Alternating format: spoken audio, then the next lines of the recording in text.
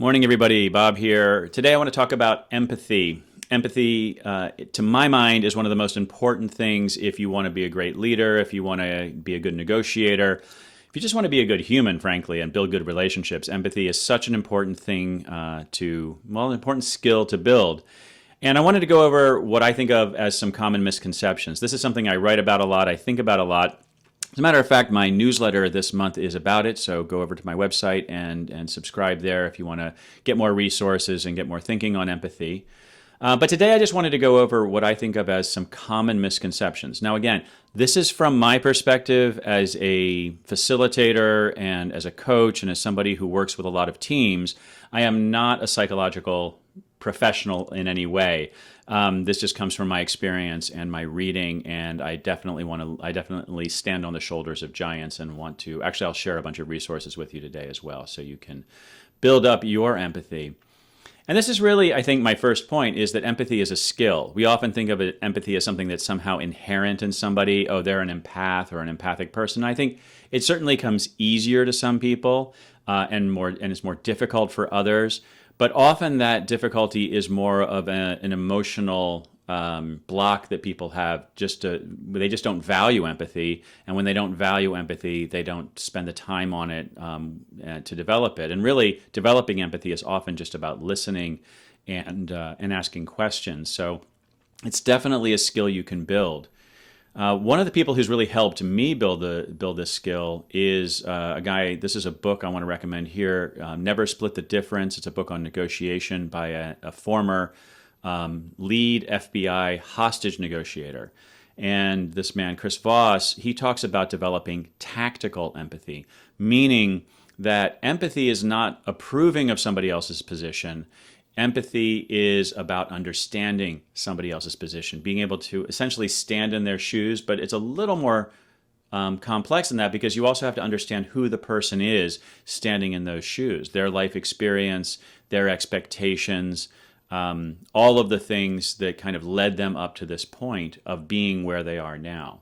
So when we deeply understand somebody's position, even when we don't agree with it, that is our key to finding solutions that are win-win, right? Because if I'm trying to win when somebody else feels like they are losing, that's going to be a real struggle. But if I'm winning and the other person feels like they're winning, then that's a much, much easier deal to close. And that's kind of Voss's point in the book. It's a wonderful book. Highly recommend it. The last thing I want to talk about before I share some ideas and resources is the fundamental attribution error. And this is a psychological phenomenon. It's our tendency to attribute somebody's actions to something intrinsic about them, their character, their personality, rather than their circumstances or their life experience, right? And so when we dismiss people by saying, oh, they're crazy, or they're greedy, or they're just a bad person, or they're dumb, right? All of these words kind of stop us from thinking, stop us from being curious about the person, stop us from considering the world from their perspective, which means it's very, very hard to develop empathy. So when we're staying curious about other people, when we're trying to listen to their experience, even when it makes us feel a little bit bad, we're actually gaining some really valuable information that, one, helps us negotiate, helps us get what we want, and helps us short-circuit this cognitive bias of the fundamental attribution error, which causes us to sort of dismiss people and not have to consider them. Now, it's fine to dismiss people, but if it's somebody you have to deal with, somebody you have to work with or negotiate with or reach agreements with, then empathy is going to be by far your lowest energy solution to those problems, let's just say. I also happen to think it's just the right thing to do. I think it's just there's a strong moral argument for understanding and being patient with other people, but also we can have a little enlightened self-interest about it as well. So if you're going to develop some empathy, these are just some things recently off the top of my head that I think are really valuable. One is a essay. You may have seen it. It blew up in the past week. It's called Mad Men, Furious Women. It's by Zoe Scaman. Zoe is a strategist. I've actually known her for a few years. We've never worked together, but we've discussed working together. I've always had the deepest respect for her. And this article really, it moved me. It certainly moved a lot of people. It talks about her experience and the experience of other people that she knows with sexual harassment specifically in the advertising industry. But I would say I'm not in the advertising industry, but I would say I've heard stories very similar to hers in many, many industries. So it's not just advertising. And it really helped me kind of step into the shoes of what is it like to be, look, I'm a cis, white, straight, middle-class man living in New York City. And so if I'm trying to develop empathy, I want to develop empathy for people who are not like me.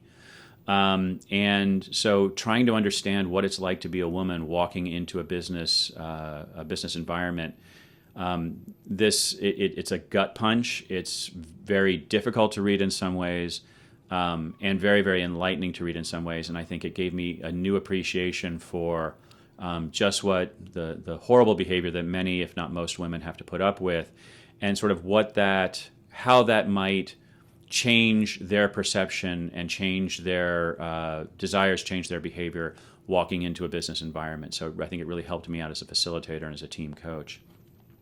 The next is a book called Letters to My White Male Friends. It's by a lawyer named Dax-Devlon Ross, who I believe lives here in New York. I encountered him through a podcast that I listened to quite a bit. This book details his experiences growing up as a black man. Actually, as a somewhat privileged black man, going to very good schools in the D.C. area, also spending time overseas. He spent a lot of time in South Africa.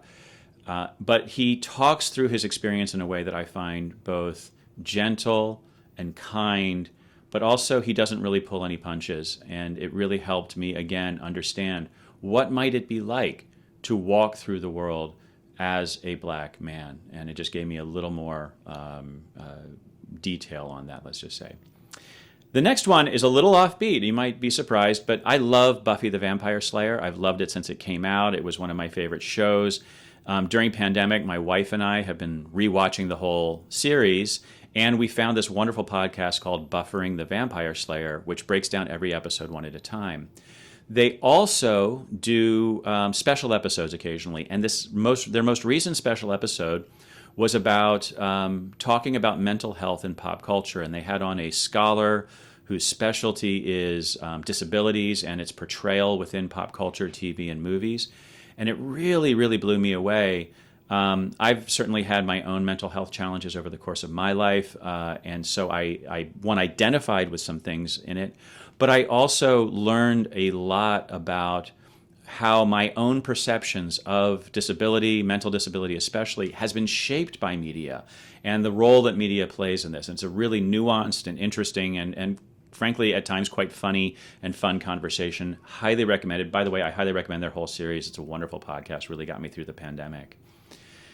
And then finally, let's just remember we can also have a little bit of fun. And empathy doesn't have to feel like work. I'm a sci-fi nerd. I like superhero stuff. I also like comedy quite a bit. And so whenever possible, I try to consume comedy or sci-fi that's made by, for, and or about people who have different identities from mine, who have different backgrounds from mine. And these are just a few of my favorite. Lovecraft Country and Watchmen, of course, feature stories of black Americans. Watchmen tells the story of the Tulsa massacre, the Tulsa riot on Black Wall Street, which many people didn't know about until that show came out, but it's a great show. Special, Feel Good, and Everything's Going to Be Okay are all short comedy shows. They're short series. Special features a young gay man with cerebral palsy. It's semi-autobiographical. Feel Good features a young gay woman who has some addiction issues, who's living in London, again, semi-autobiographical. And Everything's Going to Be Okay, also a gay man. And it features neurodiverse actors, people somewhere on the autism spectrum. And it's really... all of them have this sort of darkness, but sweetness and lightness, and they're just delightful to watch. I really enjoyed them. And then finally, as a sci-fi person, I love anything that Octavia Butler wrote and anything written by N.K. Jemisin. N.K. Jemisin's latest book, or not latest book, I don't know if it is, but The City We Became, I just read as we were coming out of lockdown and the pandemic, and it helped me fall in love, frankly, with New York City all over again. So anyway, that's my thoughts on empathy for a Friday. I hope you got something out of it. Maybe you got something good to read or to watch. And I would love to hear from you about your experiences with empathy. Maybe I got something wrong. Maybe you'd like to correct me in some way or like to redirect my attention in another direction. Please do that. And thanks so much. Have a wonderful weekend. Take care.